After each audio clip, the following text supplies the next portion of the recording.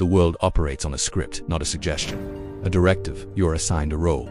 Predetermined responses. Your fears are catalogued, your aspirations pre-approved. Such existence is not organic, it is engineered. We call it culture, or progress.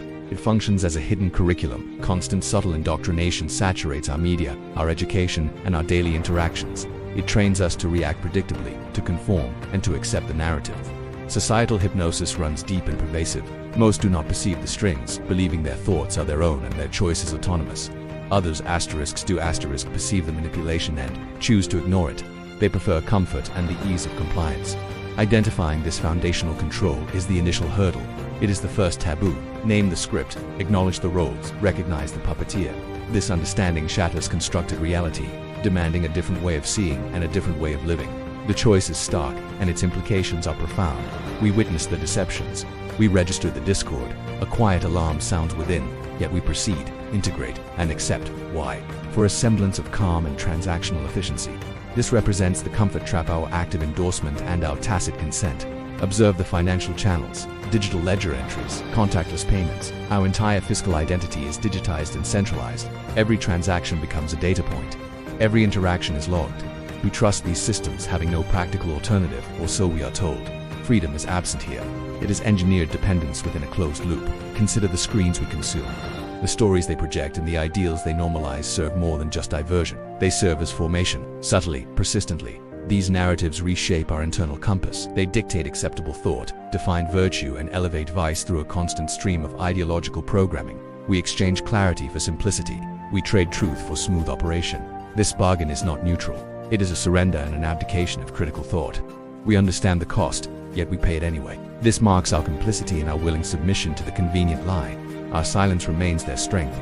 This epoch is not an accident. It represents a pre-written act, as Scripture warned of this precise unfolding. We turn to Revelation 20, which delineates a specific time frame, a little season, such as the designated interval for profound global deception to flourish unbound. The ancient adversary, temporarily released from his prison, pursues an explicit mission, to go out and deceive the nations. Far from symbolic language, these words provide a prophetic blueprint. We are living within that delineated window now, where the very air we breathe feels charged with it. A thick, spiritual fog has descended across the earth, working to obscure all clarity. It actively distorts every perception. Major institutions, from media to education, become conduits for this pervasive influence. Each prevailing narrative acts as a carefully crafted snare. Beyond mere societal malaise, we face active spiritual warfare. It is tangible, infiltrating our homes, targeting our children, and invading our very thought processes. Discernment, therefore, is not a theological luxury for the devout. It remains an absolute necessity. It serves as the critical, tactical intelligence required for survival. Without such insight, we are not merely mistaken, we are willfully blind, utterly defenseless, and already lost. We shift our focus from the pervasive atmospheric influence to the tangible structures that shape us daily. These represent the primary engines of formation. First, consider the news industry. Its stated purpose involves delivering unvarnished facts, yet its actual function engineers consensus. Observe how a crisis headline can subtly recalibrate your internal compass before you even register the shift. The system's reward for your unquestioning acceptance provides the comfort of social belonging. If one embraces the illusion, one inevitably aligns with its architects. Such activity lacks the hallmarks of journalism. It constitutes conditioning. Next, observe the schooling apparatus.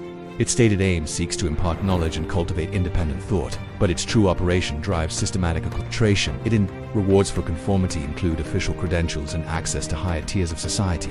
To outsource your child's core development, their spiritual foundation, to this system is to surrender their inner world. It marks a capitulation of profound spiritual risk. Then, examine the financial complex. Its declared benefit offers stability and fosters growth, yet its actual design constructs debt bondage and centralizes authority. The incentive for participation promises material ease. Your reliance on their economic framework becomes their primary leverage. They control the flow and dictate your options. This represents no true freedom, it is calibrated servitude. These mechanisms are not benign. They function as active conduits, each one a meticulously constructed pipeline. The systems are exposed, their mechanisms understood, enough diagnosis. Here's the field guide. The choice remains ours. Every individual decision holds weight. First principle, know who you are, not what the world attempts to define. Scripture clarifies this. You are a chosen race, a royal priesthood, a holy nation, a people for God's own possession. 1 Peter 2:9. Such is your core identity. Reject the labels imposed by algorithms, by media, by political tribes. Your worth is not derived from group affiliation. It is inherent, it is divine. Affirm your creation in God's image. This remains fundamental. Cultivate an internal radar for deceit. Assume nothing presented as fact is neutral. Question every premise. Test the spirits as commanded. When a headline screams, do not consume it passively. Interrogate its source. Trace its funding. Is it truth or engineered narrative? Such vigilance protects your mind. It sharpens your discernment. A necessary safeguard. Obey God, not man. This is non-negotiable when commands conflict. Acts 5:29 states it plainly. We must obey God rather than men. Your conscience is a sacred trust. Choose it over fleeting convenience. Stand firm against mandates that violate your faith. Do not compromise your soul for social peace. Your allegiance is higher. That is the bedrock of true freedom now. We shift from understanding to action. These are the principles for navigating the present storm, for living authentically in a world of artifice. Begin by cultivating radical detachment. Possessions, status, public validation, these are weights, not anchors. Systems demand allegiance through your desire for comfort, for recognition. Reputation is manufactured, then destroyed. It is the currency of control. Practice voluntary simplicity. Reduce reliance on institutions demanding moral compromise. Can you live without certain conveniences? Test it. Find freedom in less. True security is never in what can be taken away. Fortify your inner citadel. This demands rigorous spiritual and physical discipline. Daily prayer, consistent fasting sharpens focus. Immerse yourself in scripture. Let it recalibrate your understanding. Physically guard your gates. Limit digital exposure. The attention economy fragments your soul. Seek intentional silence. Let your mind reset. These practices build resilience. They are your essential armor. Finally, build your ark. Forge deep Christ-centered bonds. The individual is vulnerable. The micro-community is a bulwark. Mutual support. Shared discernment. These are survival mechanisms. Prioritize in-person fellowship. Break bread. Serve each other. Share resources. This is not mere social activity. This is strategic resistance. Isolation is a deliberate tactic. Unity is strength. It provides protection. Finally, direct your labor.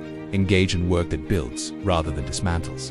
Pursue honest effort and ethical production. Offer authentic service. Your vocation is not just a means to an end. It serves as a declaration. Seek roles that align with truth and goodness. Be a light in your workplace. Do not merely exist within the machine. Transform your corner through faithful presence. Practice quiet, persistent creation. Reclaim ground. The moment of reckoning arrives. Face the verdict. Abandon all pretense and deferral. The systems have shown their hand, and their demands are clear. Your allegiance is required. Comfort or Christ. Choose such a decision is not a theoretical exercise but a living, breathing ultimatum. The wide road promises ease and offers manufactured peace. It seduces with fleeting pleasure. Many walk there, yet they find only captivity. The way of truth is stark and unyielding. It requires everything, demanding the relinquishment of position, reputation, and perceived security. These are the tolls. The cost is high, but the destination is life itself. Experience liberation of freedom the world cannot comprehend, and a peace it cannot disturb. Let your vision sharpen. Allow your conviction to solidify and your courage to take root. Stand firm. Walk in his path. Remain separate and true.